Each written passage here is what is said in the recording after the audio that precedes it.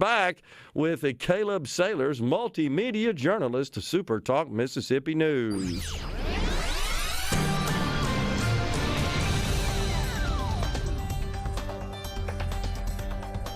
All right, Caleb, it's been a big week down there at the Capitol, and I know you guys are running around like crazy as the news department trying to keep up with all the activities. I have been as well. It started out a little slow, but of course we had the two special sessions that sort of put a pause on regular activity, the regular session, and I think that was obviously a good reason to call a special session so that the legislature could focus on getting these packages approved for two giant economic development projects that the governor, rightfully so, touted in his State of the State address earlier. And I certainly applaud him for that. He was integral, I think, in landing those projects, and he's made it very, very clear he will continue to focus on economic development, a top priority. One of the reasons I support the governor. But other than that, we're back to regular legislature now. And they're speeding it up. And they are, man. It's going 90-0. Fast and furious. And our news director, J.T. Mitchell, has done a fantastic job kind of taking point on the health care bills that have come out this week. I'm doing my best to keep up with everything else, and we're running like chickens with our heads chopped off right now because, you're right, the economic development projects kind of took up the bulk of the legislature's time early in the session. Can't get mad about $12 billion worth of economic development coming to the Magnolia State, but now they're trying to get health care initiatives passed, and that's kind of been the focus of this week. And we had three major bills that passed the House, some Senate, and then some both. And, the big push right now is Medicaid expansion. How do we get expanded Medicaid coverage in Mississippi the best way possible? And the House passed a bill, under former leadership of former House Speaker Philip Gunn. Medicaid expansion was a no-no. Like, he just was not going to go down that road at all. Well, the new speaker, Jason White's been more open, and he's been more open to having those conversations. And they passed Medicaid expansion, which has a work requirement attached to it. You have to work 20 hours a week unless you're a college student, high school student, or have some sort of viable excuse, unless it's not approved by CMS. CMS would have until September 30th to approve this work requirement, and I believe Georgia is the only state in the nation that has a work requirement attached to their Medicaid expansion. But this expanded coverage of Medicaid would help people up to 138% of the federal poverty level if their income is up to that.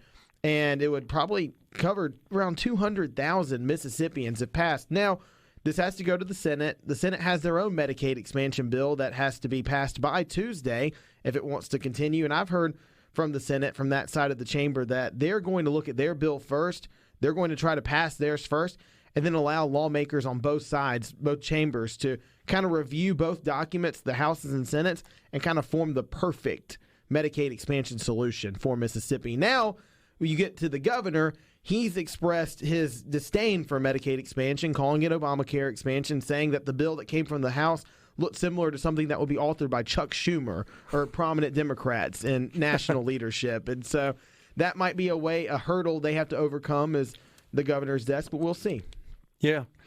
The governor has made it clear at this point. I'm not seeing really any deviation from that position. No, he's solid there. Yeah. The question is whether or not this thing would be veto-proof. It is in the House. The bill that passed the House it is. So we'll see what happens in the Senate. Of course, I can't tell. They've been playing it pretty close to the vest. The House was, I guess, diligent, and they put repealers in the bill, too, that they could kind of opt out of, if the federal government's not willing to put up 90% of the money, we can opt out of this program and not kind of wipe the slate clean and not have to deal with this down the road if it's going to cost the state, bukus of money. Yeah, I mean, and that's correct. And we had Representative Missy McGee on the program yesterday discussing that particular provision, that if for some reason the federal government no longer provides the 90% federal match, what's called the FMAP, then essentially the program's terminated is what happens at that point. And Missy McGee, credit to her, too. She gave a very powerful speech on the floor when ahead of the bill being passed, and it was passed 96-20. Again, in a chamber where Medicaid expansion couldn't even be discussed. It was passed overwhelmingly. and partially due to her in explaining, we haven't had any better solutions than this, better proposals than this that would cover Mississippians that are in desperate need of coverage. And these aren't people with the work requirements. They're saying these aren't just people that are sitting around doing nothing. These are people that are working that just need health care. I mean, health care is something that we should all have some sort of access to, if not, full coverage of. I mean, you can't control your health at all times. And so she was very, very passionate in her delivery. And now the Senate will consider this bill. They'll consider their own, and we'll see where it goes from there.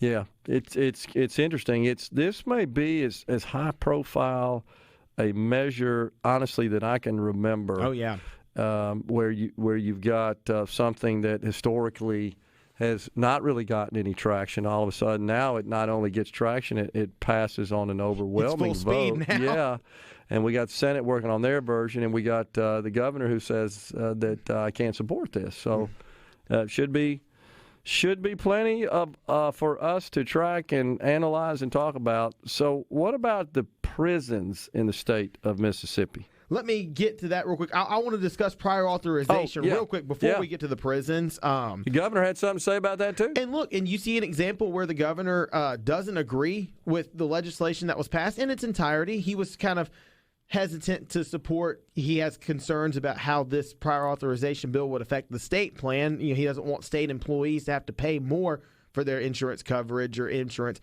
prices or prices of pharmaceuticals or services, et cetera. Well, this bill would speed up the process for insurance to approve or disapprove of services. They kind of have this ambiguous time frame where they're not really obligated to decide at a certain time whether a service or medicine is covered. Now, for non-emergent care, they have 7 days to approve or disapprove of service, medicine, et cetera. And then for emergent care, they have 48 hours, the insurance companies do, to determine. And also, if they disapprove, doctors or medical providers can go into an online portal and appeal these decisions, too. And so this is just trying to help people with their coverage and get things sped up by insurance companies who are known to kind of take their time. And the Mississippi Insurance Division would have their hand in this too, kind of overseeing the online portal. But the governor, he's concerned. He wants the legislature. He didn't sign it. He said he'll let it go into effect and let it go into law without his signature if no changes are made. But he's pushing for lawmakers to appropriate funding to kind of cover any costs that would go to the state plan, would go to state employees, or to find another mechanism to work around that state plan where it wouldn't impact state and government employees. And he cited his reason for that was just to prevent these additional extraneous costs associated with the prior authorization to the state of Mississippi employees who were enrolled in the state's coverage. And then we had another bill that passed the House and Senate. It would expand outpatient care to pregnant women in Mississippi up to 60 days of coverage once they reach out and try to get it. It's for women that are at or below 194% of the federal poverty level. So it pretty much give them expanded ambulatory outpatient care. And if they meet that federal poverty threshold, and they'll have 60 days, they have to prove that they're pregnant and get a approval letter from whether it be a medical provider, medical office, et cetera, and then they can get that care. Yeah. And it's another step. And, Mississippi has incredibly high infant and maternal mortality rates. We're number one in the nation in infant mortality rates, which is not good. And this is another way to combat, we're in a post-Roe versus Wade Mississippi, post-Roe versus Wade America, and we're trying to find solutions for mothers and children. And Senator Nicole Akins-Boyd touted this bill, and Missy McGee was the one who actually authored it. And they're pushing this, saying, hey, we got to help mothers in Mississippi. We've got to help these children in Mississippi, and we've got to find solutions. And if these women go and get care early in their pregnancy, then the risk of them dying or their child dying is minimized. Yeah. We can talk. Yeah, we'll stick around. We got a break coming right now. We're in the Element Well studio. We're visiting with Caleb Sailors, multimedia journalist to SuperTalk Mississippi News. Coming right back. That's what we need, more money. Hey, it's election season. That's what all the incumbents running for re-election are calling for right now. Money. Money. Speaking of which, we'll be going to them polls in a little more than a week to cast our ballot for those candidates next Tuesday, of course, Super Tuesday. But All right, so continue, please, what you were talking about before we went to break. Yeah. And, and real quick, one of those candidates, Senator Roger Wicker, got an endorsement from former President Donald Trump. And so number 45 wants to win his seat, his reelection bid. He's endorsing Roger Wicker, telling Mississippians that he's the man for the job. But Wicker is challenged by State Representative Dan Eubanks and Colonel Gannon Burton on the Republican side in the primaries. Yeah, so now we can go to the prisons. We've discussed health care. We discussed that ad nauseum. And I know you've talked about it just plenty on your show. It's been the focal point of the session right now. Well, three major prisons in Mississippi have been accused of violating the constitutional rights of inmates, subjugating them to inadequate living conditions, and allowing gangs to kind of have influence in the facilities. This is Central Mississippi Correctional Facility, which is right here outside of Pearl. I've gone to it several times and thankfully not incarcerated. South Mississippi Correctional Facility and Wilkinson County Correctional Facility, all under scrutiny from the federal government. They house about 7,200 inmates collectively between the three facilities, and the federal government saying there's no institutional control there, that a severe lack of staffing has kind of allowed contraband to flow freely through these jails, that gangs are kind of intimidating, bullying, and abusing people, and that the conditions there are just not livable. And this kind of comes right after we had Senator Juan Barnett is looking to shut down operations at Parchman, and so we're having more problems with our prisons in Mississippi. And last I've seen, MDOT Commissioner Burl Cain has not issued a statement about this investigation or this report from the federal government. He's not said anything. And this report that gang activities kind of run rampant in these prisons, that gangs are having an influence in our prisons, in these three specific prisons, kind of contradicts what Mr. Cain said on the Gallo show several months back in December. He said that, gang activity was pretty much at an all-time low in Mississippi prisons. He said they've worked to reduce it. They'll trade criminals. Like if a guy is a prominent gang member in Mississippi in a Mississippi prison, he'll send them off to Connecticut and get someone from Connecticut to come in to kind of minimize their influence. And that's what he was saying on the show. But this report from the federal government is pretty much indicating otherwise. And so they're calling on the Department of Corrections to do something about this, to increase their supervision in the prisons, to make sure that, criminal activity is not running rampant in these facilities. And transitioning there, the city of Lexington and its police department are also facing scrutiny from the federal government. The Department of Justice's Civil Rights Division is saying that, the city of Lexington and police department are not constitutionally allowed to lock people up for unpaid fines. Without you have to first check and see if people are able to afford them or not. And there's other mechanisms you can go about to try to reclaim that payment. But they're accusing the city of just locking people up arbitrarily without first ensuring that they're capable of paying for the fines or not. This follows a November investigation into the city and its police department where there were civil rights complaints that people claiming that others were being arrested unlawfully. And the Department of Justice is taking a deeper dive. But Lexington officials, the mayor and police chief, have said they're going to cooperate. They're going to do everything in their power to, abide by federal law and not subjugate themselves to further scrutiny from federal officials. So that's where we stand there. We've got issues in the prison, and they're saying that the gangs are, kind of exerting power there. And then we have city of Lexington facing some civil rights scrutiny. And now on a military front, sadly, last week on Friday, we had a helicopter crash. Apache AH-64 crashed in Prentiss County. And it was confirmed that two of our National Guardsmen, Mississippi Guardsmen, Brian Zemek and Derek Abbott, lost their lives. And it was just a routine training flight. Nothing crazy there. They do these things all the time. And sadly, Mr. Abbott was just about to retire from the force too, and lost his life, in a training flight. Something that's so basic and so simple yet so tragic.